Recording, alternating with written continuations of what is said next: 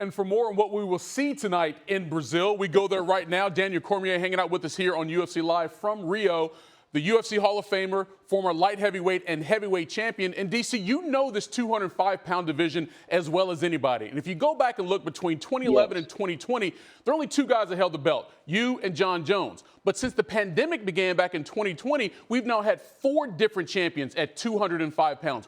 What is it about this division as of late that's made it so hard for anyone to dominate? Parity, right? A lot of parity. Before, when you had dominant champions that were taking on all comers, and so guys are getting almost rushed. I had some contenders during my run that were very young. Jones went through an amazing amount of Hall of Famers in order to keep the championship. But now, when I stepped away and Jones now going up to heavyweight, it left it wide open, man. So all these new young contenders that could never break through actually are now breaking through and holding on to championships. So I think it just spoke to the dominance that Jones and I displayed atop a tough division. But now you got parity. And for some, they appreciate the parity even more than having those dominant champions that when you looked at 205, you always knew you would see 2 names at the top. Yeah, it's like different sports sometimes. You want a different champion every year, or do you want someone that reigns over a particular sport for a while? And we've sort of had both of those over the last 15 years in this division. But let me ask you this, because you fought for the light heavyweight belt a total of 6 times in your career. But Jamahal Hill will be fighting for a belt for the very first time. What is that like, DC, going out there trying to be a champion with your first shot at that belt? Hey, Eaves, you know what's crazy? I've spent a lot of time with Jamahal this week. We played video games in my room. We've talked. We did an interview. This kid is not like me in my first championship fight. In my first championship fight, I was nervous.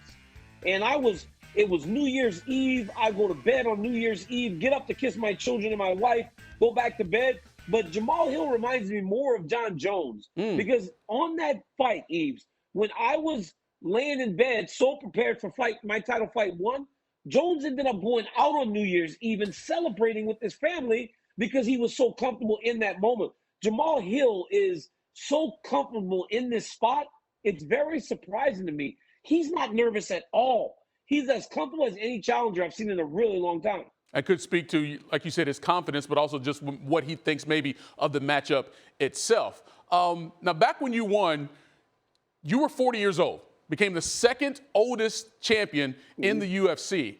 Glover Teixeira, who has been the champion, he clipped you a couple years ago when he was a little bit older. Now he has a chance to be the champion again, and he'll be 43 this time, holding the belt in the UFC. What does it say not only about Glover Teixeira, the fighter at this age in his life, to be in this position, but also the man? The man. So I won the heavyweight title at 39. I turned 40, Eaves. Don't give me that 40. Don't hit me with the 40. You know what I'm saying? Like my boy Mike Gundy, I'm a man. I'm 40. That was like 39. I turned 40 when I was the champ. But Glover Teixeira became the champion over 40 years old in a dominant way over Jan Blachowicz. And what we have seen from this guy is that he has a belief in himself like not many understand. Because he gets hurt bad. He gets hurt, he gets rocked, he seems like he's on his way out. And then by the end of the fight, it's unrecognizable because he's dominating guys. This guy is so committed to this sport. And even when I was champ in my first light heavyweight title reign, Glover Teixeira was always lurking. But Glover Teixeira today at 43 is even better than the guy that was in the title hunt lurking when I was the champion or when he fought John Jones as the champion. That guy that goes into the octagon tonight is actually better. And I think that speaks to Glover, the man, and Glover Teixeira, the athlete. Hey, it's a different day and age for athletes now. I mean, look at Tom Brady. He won a Super Bowl when he was over 40. Guys are still doing it, and we're seeing it now in mixed martial arts as well. Even if DC was only 39 when he actually won and then turned 40 later. But nonetheless, you were 40 when you had the belt, DC, so that's all good, brother. I was a man. I was 40. But right now, he's like I told RC the other day, he's fighting at 43. I'm 43, and I'm barbecue sauce. Like, I'm well done. I'm good. I've been burnt. I could not imagine going into another title fight at this age. Hey, but you know what, though? We ain't got to worry about you fighting, but we will see you later tonight on the pay-per-view, ESPN+. Daniel Cormier, appreciate the time as always. Oh, man, thank you, Eaves. You're the man, brother.